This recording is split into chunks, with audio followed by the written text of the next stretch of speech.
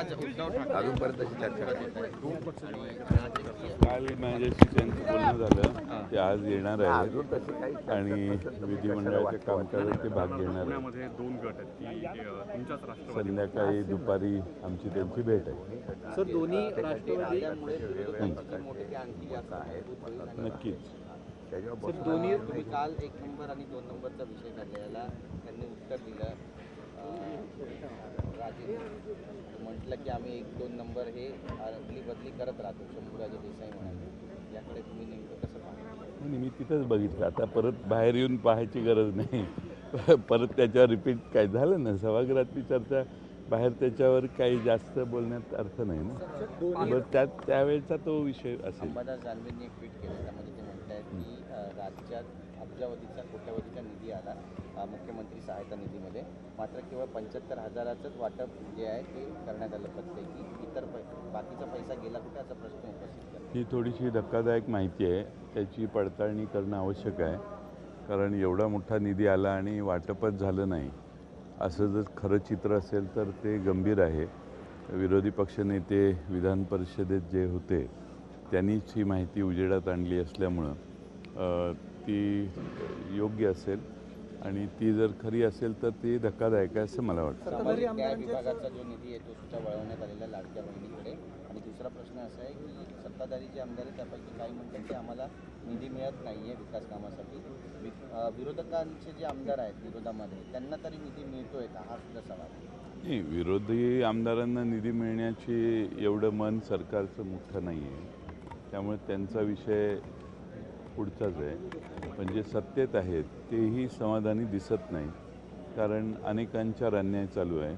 काही ठराविक आवडत्या लोकांना शेकड्यात निधी आहे आणि नावडत्या लोकांना 1 अंकी 2 अंकी निधी आहेत.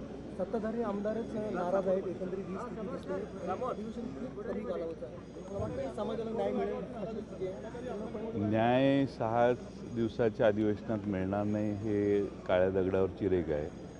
पण विदर्भातल्या शेतकऱ्यांचे प्रश्न, विदर्भातले अनेक प्रश्न आम्ही आज पुढचे 4 दिवस जे आहेत त्या 4 दिवसात मांडणार आहोत. विरोधी पक्षाच्या वतीने तरी ते प्रश्न मांडले जातील. दोन्ही राष्ट्रवादी एकत्र येण्याच्या चर्चा सुरू झालेल्या आहेत. काल देखील भेट झाली, अजित पवार आणि शरद पवारांची भेट झाली. निमित्त होतं वाढदिवसाचं, पण राजकीय चर्चा झाली असेलच ना. मला माहीत नाही ना, मी नव्हतो तिथं. त्यामुळं मी त्याच्यावर कसं भाष्य करणार. आणि वाढदिवसाचा जेवण असेल तर सगळे येऊ शकतात ना.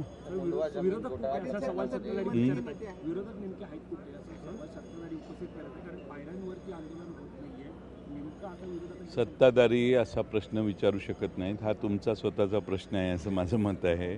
कारण पायऱ्यांवर आंदोलन करण्याच्या विषयीचा जो विषय आहे, आम्ही सभागृहात सगळेच प्रश्न प्रभावीपणाने मांडतो आहे.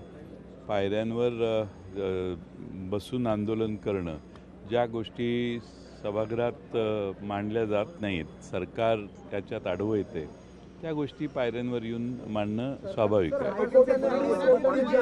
आणि 21,032 जी आर काढलेत. 21,000 कोटींची मदत शेतकऱ्यांना दिलेली आहे. खरंच अशी शेतकऱ्यांना मदत दिली मला असं वाटतं. 32 GR काढले त्यांनी. 21,000 कोटींची मदत आम्ही शेतकऱ्यांना दिलेली आहे. 36,000 32,000 GR काढले. 32 जी आर काढले 32 आणि मदतीची आणि 21,000 कोटी रुपयांची मदत शेतकऱ्यांना दिलेली. नाही, शेतकऱ्यांना मदत शेवटपर्यंत पोचत नाही. आणि बऱ्याच महाराष्ट्रातल्या वेगळ्या भागात अतिवृष्टीने त्रस्त असणाऱ्या, नुकसानीत असणाऱ्या शेतकऱ्याला ही मदत पोचलेली नाही, अशी महाराष्ट्रातल्या वेगळ्या भागात तक्रार आहे. लोक तक्रार करतात ती विरोधी पक्ष म्हणून आमच्याकडे येते, म्हणून आम्ही आवाज उठवतो.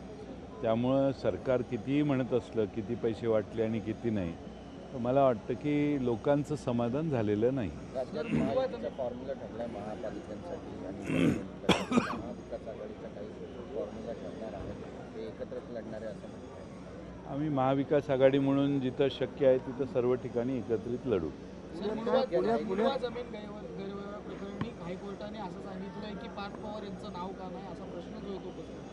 हा काल मला प्रश्न विचारण्यात आलेला, त्याच्यावर मी काल बोलून झालेलं आहे. पालघर जिल्ह्यामध्ये सध्या सीमावाद झाला आहे. वेरजी एका वेरजी नावाचं गाव आहे महाराष्ट्रातलं.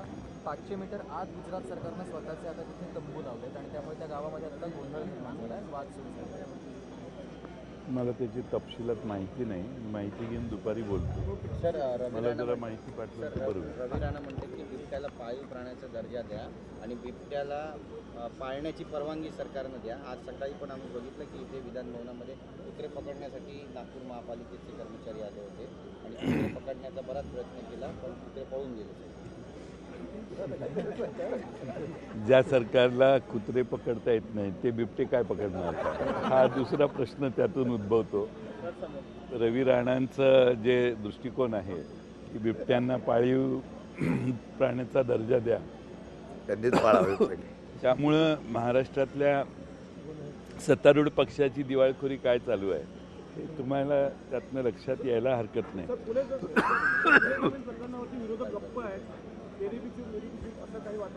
असं काही नाही. आमच्या सरकारच्या समितीच्या निष्कर्ष काय येत आहेत याची वाट आम्ही बघतोय. 1 महिन्याची मुदत त्यांनी घेतलेली होती. त्या मुदतीत ते काही निष्कर्ष काढतील, त्यानंतर त्यावर आम्ही बोलू. ज्यावेळी निष्कर्षच निघाले नाही तर हवेत गोळ्या मारणं योग्य नाही. जे आमच्या हातात माहिती जी तुमच्याकडे आहे तेवढीच उपलब्ध आहे. ते समिती नेमलेली आहे ती अधिक माहिती देत असेल तर त्यानंतर त्यावर बोलणं योग्य आहे. निवडणुका संपल्या, 31 तारखेला निकाल आहे आणि अशा वेळेला सत्ताधारी पक्षच मशीनची खबरदारी घेत आहेत बाहेर बसून. हायकोर्ट म्हटलेलं आहे की एफआयआर मध्ये नाव का नाही नोंदवलं गेलं असं हायकोर्टाने सवाल विचारलेला आहे. कारण जे सही करतात तेच पहिल्यांदा जबाबदार असतात. त्यामुळे जो करार करतो त्या करार केल्यानंतर त्याच्यावर जर गुन्हा दाखल झाला तर पुढच्या इन्व्हेस्टिगेशनमध्ये त्या कंपनीमध्ये कोण कोण आहे काय आहे हा सेकंड थॉट आहे. तो इन्व्हेस्टिगेशनमध्ये जर पुढं आला तर आवश्यक असेल तर त्यावर पुढचे पावलं उचलली जातात. त्यात पहिल्याच दिवशी सगळ्या गोष्टी होत नाहीत ना. प्रोसिजर आहे. ज्या मशीन्स आहेत ठेवलेल्या त्या मशीन्सच्या संरक्षणासाठी सत्ताधारी पक्षाचा विरोधी सगळे लोक बाहेर बसलेले आहेत, रात्रंदिवस पहारा करतात. हे कशाचं द्योतक आहे? द्योतक आहे कारण लोकांचा या EVMवर विश्वास नाही.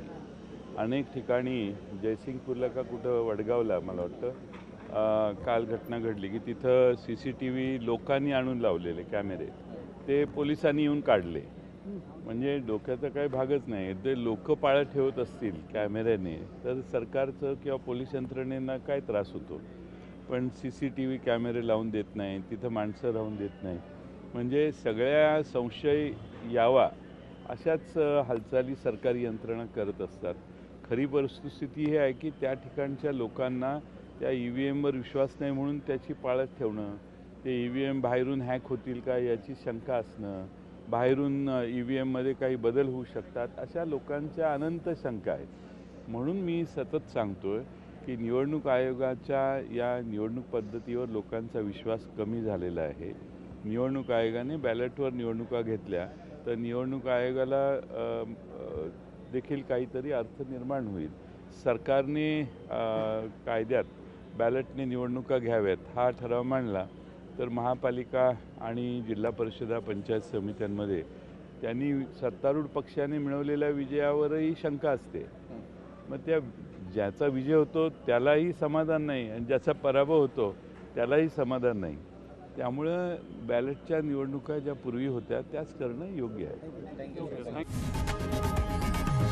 लोकशाही मराठी ऐका, पहा, जागरूक रहा.